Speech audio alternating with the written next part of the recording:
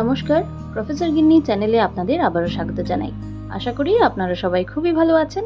তো আমি চলে এসেছি একটা নতুন ব্লগ নিয়ে। আচ্ছা, ভাবছি একটু রান্না করতে করতে একটু গল্প করি। তো আমরা তো অনেক সময় দেখবেন, মেয়েরা স্পেসিফিক্যালি আমরা অনেক সময় কিন্তু নানান ধরনের স্কিন কেয়ার করি, নিজেদের খেয়াল রাখি। ছেলেরা কি করেন কি স্কিন কেয়ার?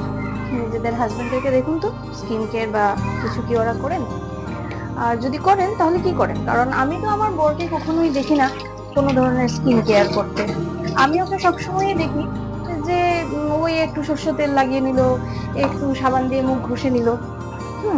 কিন্তু আমি না অনেক সময় বুঝি না যে এই সাবান দিয়ে মুখ ঘষার পর মুখটা ঠিক থাকে কি করে।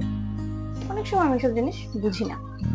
কারণ আমি যদি শুধু সাবান দিয়ে মুখ ঘষে নিই তাহলে আমার আর মুখ দেখতে হবে না, তারপর সাংঘাতিক প্রবলেম হয়ে যায়। তো এটাই ভাবছিলাম। আচ্ছা, আরেকটা জিনিস, যারা করেন তারা এক্স্যাক্টলি কি করেন সেটাও জানতে চাই। অনেক সময় আমার না এটা মনে হয় যে ছেলেরা বোধহয় নিজেদের খেয়াল রাখেন না। রাখেন কি? অনেকে আছেন হয়তো বা খেয়াল রাখেন, বলতে পারবো না, আমি দেখিনি। আমি না সত্যি কথা দেখিনি, মানে নিজের বাবাকেও দেখিনি। ইনফ্যাক্ট মেয়েরা কিন্তু সেলফ কেয়ার করে কিছুটা হলেও। মানে আমরা চান্স পেলে একটু পার্লারে চলে যাই, একটু এদিক ওদিক কোথাও তো একটা চলেই যাই। আচ্ছা, আজকে আমি যেটা রান্না করছি সেটা হচ্ছে একটা খুবই সাধারণ একটা মাছের ঝোল। যে আমি মাছ নিয়ে নিয়েছি আর এখন আমি ঝোল রান্না করব। তো দিদি আবার এই যে সব সবজি টবজি কিন্তু কেটে দিয়ে গেছে। এই দেখো সবজি সব কাটা আছে, খুব ইজি। আমি বেশি কিছুই করবো না, গরম দিন আমার ভালো লাগছে না, এমনিতেও আমার ভালো লাগে না রান্না বান্না করতে। বাট যাই হোক, ঠিক আছে। এবার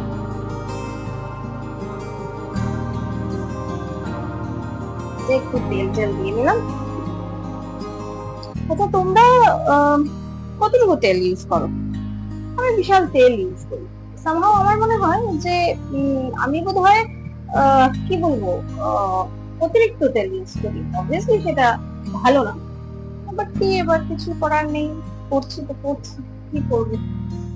তো ঝোলটা বানানোর আগে আমি আপনাদেরকে দেখিয়ে নিই যে আজকে সকালবেলা আমরা কি রান্না করেছিলাম। তো দিদি চলে এসেছিল আর দিদি বানিয়েছিল এই যে পরাঠা। তো ও না এই পরাঠাটা খুব সুন্দর বানায়, কিন্তু এটার মধ্যে একটু ময়দা আছে। তাই দেখে নেবেন, যদি শুধু আটা দিয়ে যদি পরোটাটা বানাতে পারেন তাহলে কিন্তু সত্যি খুব টেস্টি হয় জিনিসটা খেতে। আর ও না যেভাবে বানায় সেটা কিন্তু অনেকটাই মানে কি বলবো রেস্টুরেন্ট স্টাইলে বানায়। তো আমার তো খুবই টেস্টি লেগেছিল এইটা খেতে। আর যেহেতু ময়দা আছে তাই আমি ওকে বলেছিলাম যে আমার জন্য একটাই বানাতে আর ওর জন্য একটা বানাতে। আর যেহেতু মিঠুন খেলতে চলে গেছিলো, মানে ও তো ক্রিকেট খেলতে যায় উইকেন্ডে, তো যেহেতু ও উইকেন্ডে ক্রিকেট খেলতে চলে গেছিলো তাই ওকে বললাম যে শুধু দুটাই বানাও আপাতত, আর ও যখন আসবে তখন ওকে আমি একটু ভেজে দিয়ে দেবো। আর তার সাথে ছিল চানার সালাড আর মটর পনির। তো এগুলো দিয়েই আমাদের সকালবেলার খাওয়া দাওয়া হয়ে গেছে। আর এখন যেরকম আমি আগে বলছিলাম যে আমি কিন্তু রান্না করছি একটু ঝোল। তো মাছের ঝোল আমি কীরকম রান্না করি সেটাই আমি আপনাদেরকে একটু দেখাচ্ছি। তো আমি মাছের ঝোলে আমি পেঁয়াজ খুব একটা ইউজ করি না। আমি এই যে দিয়ে দিয়েছি একটু পাঁচফোড়ন। আর এখানে না আমি পাঁচফোড়নের প্যাকেট কেনা থেকে আমার মনে হয় মানে পাঁচফোড়নের যে মশলাগুলোর দরকার সেগুলো আমি এনে নিই, তারপর একটু ধুয়ে টুয়ে দিয়ে আর তারপর মিশিয়ে রেখে দিই। আর আলাদাভাবে আমি দেখেছি ওই যে মানে প্যাকেট নিয়ে এসে ওইভাবে যদি আনি তাহলে অনেক সময় একটু নিচে ওইটার মধ্যে না একটু ওই দানা দানা ভাব একটা থাকে, তাই সেটা আমার ভালো লাগে না। তো এটার মধ্যে দিয়েছি আমি একটু কাঁচা পেঁপে, টমেটো আর আলু। তো এটা দিয়েই আমি আজকে এই যে ঝোলটা বানিয়ে নেব। আর এই ঝোলটা দিয়ে আমার আর পিহুর দুপুরবেলার খাওয়াটা হয়ে যাবে। তো এটাই হচ্ছে আজকের মেনুতে। বাকি রাত্রেবেলার জন্য কিন্তু আরও অনেক কিছুই আছে, আমি অনেক কিছুই রান্না করব আজকে, আর একসাথেই রান্না করে নেব, সো দ্যাট পরে যখন মিঠুন আসে তখন যাতে আমরা তিনজন মিলে একটু কোয়ালিটি টাইম স্পেন্ড করতে পারি। আর মিঠুনের সবসময় যে এই টাইপের ঝোল সবসময় ওর ভালো লাগে না, তাই ওর জন্য আর দিইনি, কারণ ও তো দুপুরবেলা আর খাবে না, তাই রাত্রেবেলার জন্যই আলাদা করে ওর জন্য কিছু একটা বানিয়ে নেব। আর এখন এটার মধ্যে আমি দিয়ে দিচ্ছি একটু হলুদ গুঁড়ো, তারপর এটার মধ্যে দিয়ে দেবো আমি একটু কোরিয়ান্ডার পাউডার মানে ধনে গুঁড়ো, আর তারপর দিয়ে দেবো একটু জিরে গুঁড়ো। এই তিনটেই আমি মশলা দিই। অনেক সময় যদি পেটে কোনো ধরনের প্রবলেম থাকে সেই ক্ষেত্রে হয়তো বা জিরাটা অ্যাভয়েড করা যায়, বা ডিপেন্ডিং আপন মানে নিজের যেটা ইচ্ছা, কিন্তু ধনে গুঁড়োটা কিন্তু আমি শুনেছি পেটের জন্য খুবই ভালো, মানে আমার মা বলে। তাই আমি এই যে এটা দিয়ে একটু ভালো করে মশলা টশলা কষিয়ে নিচ্ছি। আর এবার এটার মধ্যে যখন মশলাটা একটু কষিয়ে আসবে, তারপর এটার মধ্যে আমি দিয়ে দেবো একটু জল, যাতে কোনো ধরনের দানাভাব না থাকে। আর এরকম রান্না আই গেস আমি আপনাদেরকে আগেও দেখিয়েছি। আমার না যে কোনো রান্নাতেই একটু টমেটো দিলে খুব ভালো লাগে, কারণ টমেটোর একটা আলাদা ফ্লেভার আছে। আর পেঁয়াজটা সবসময় আমি দিই না, আগে একটা টাইমে যখন মানে ঝোল টোল যখন রান্না হয় তখন আমি চেষ্টা করি যে পেঁয়াজটাকে একটু অ্যাভয়েডই করতে। তো এই যে আমার কিন্তু মোটামুটি মশলাটা কষিয়ে এসেছে। এখন বাস আমি এটার মধ্যে একটু জল অ্যাড করে দেব। এই যে আমি জলটা অ্যাড করে দিয়েছি। আর এইবারে জলের সাথে মশলাগুলো একদম মেশ খেয়ে যাবে, আর তারপর আর কোনো ধরনের কোনো দানাভাব থাকবে না। তো অনেক সময় দেখবেন কি হয়, তরকারি যদি আপনি রান্না করেন নিচে মশলাগুলো একদম সেটেল হয়ে যায়, তো সেই জিনিসটাকে অ্যাভয়েড করার জন্যই কিন্তু আমি এই যে এইভাবে রান্নাটা করি। আর এখন এই যে দেখুন আমার কিন্তু জল মোটামুটি শুকিয়ে এসেছে। এখন আমি এটার মধ্যে আমি যে মাছগুলো ভেজে রেখেছিলাম সেগুলো আমি দিয়ে দেব। তো আমার মোটামুটি এই যে এইভাবে রান্না করতে করতে না আমার এই যে পেঁপে তারপর আলু এগুলো মোটামুটি সেদ্ধ হয়েই চলে আসে।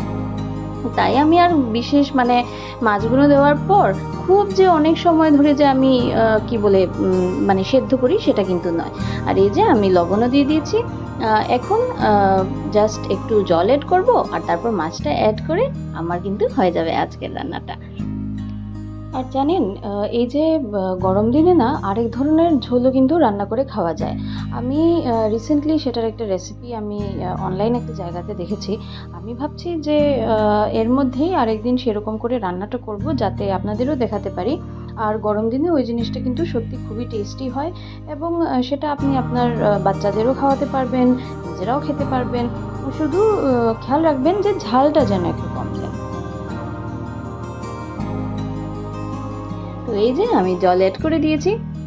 আর অনেকেই আমি দেখি একটু ফুটন্ত গরম জল বা একটু গরম জল অ্যাড করেন কড়াইতে, কিন্তু আমার জানেন মানে আমার মনেই থাকে না যে একটু গরম জল বসিয়ে দিই বা কিছু, কিন্তু যখন ওই একদম হয়ে আসে তখন তো জল দিতেই হয়, তাই এরকমই দিয়ে দিই। জানি না স্বাদে হয়তো বা কোনো ধরনের ডিফারেন্স হয় কিনা সেটা অবশ্য বলতে পারবো না, কিন্তু আমি অনেককেই দেখেছি এই জিনিসটা করতে। তো যাই হোক, আমি এই যে ঢাকা দিয়ে দিলাম, আমার কিন্তু সেটা হয়ে এসেছে।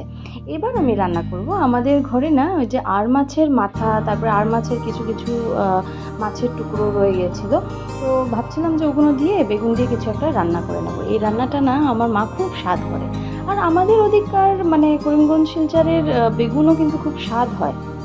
তো যাই হোক, আমি চেষ্টা করব সুন্দর করে একটু রান্নাটা করার। তো এই যে আমি কিন্তু যা মানে কিছু মানে বাদ পড়া কিছু টুকরোগুলো থাকে না, সেগুলো দিয়েই আমি ভাবছি রান্নাটা করে নেব।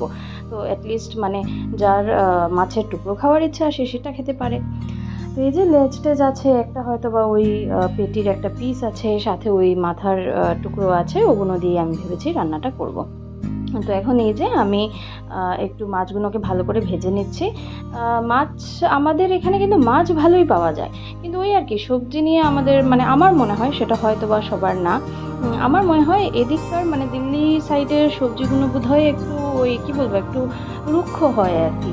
মেবি এখানের যেটা ক্লাইমেটিক কন্ডিশনস বা যে ধরনের মানে জিওগ্রাফিক্যাল যে ধরনের টেরিয়েন্স এখানে আছে, হয়তো বা সেটার জন্য।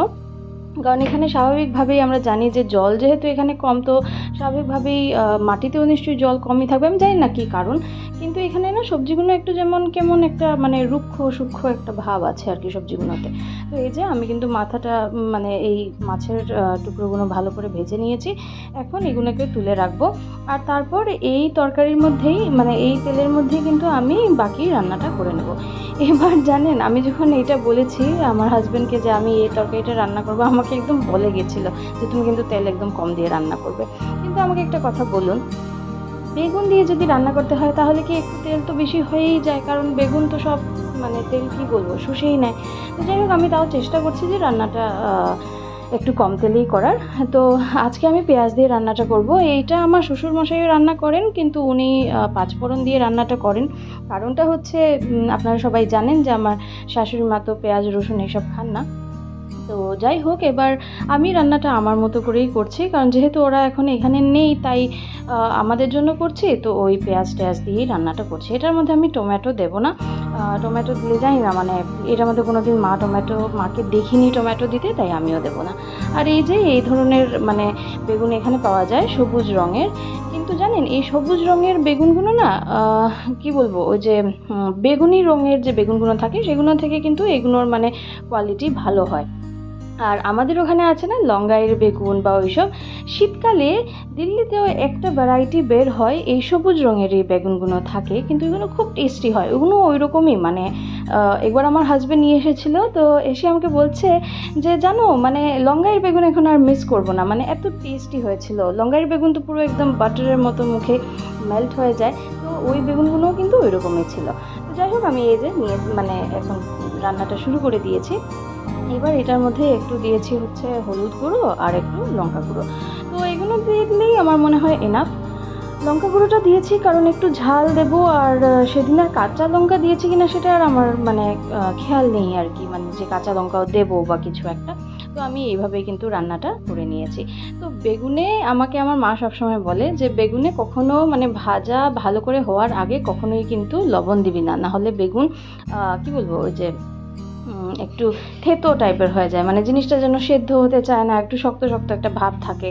আর তারপর সবসময় বলতো যে বেশি আছে রান্নাটা করতে। তো আমি সেই মা আমাকে যা যা বলেছিল আমি সেভাবেই রান্নাটা করেছি, কারণ অনেক দিন ধরে ইচ্ছে করছে এই যে বেগুন দিয়ে মাছের মাথা দিয়ে যে একটা রান্না হয় সেটা আমি খাবো। কিন্তু ওই আর কি আমি অপেক্ষা করে থাকি যে মা ওরা আসলে কখন খাওয়াবে।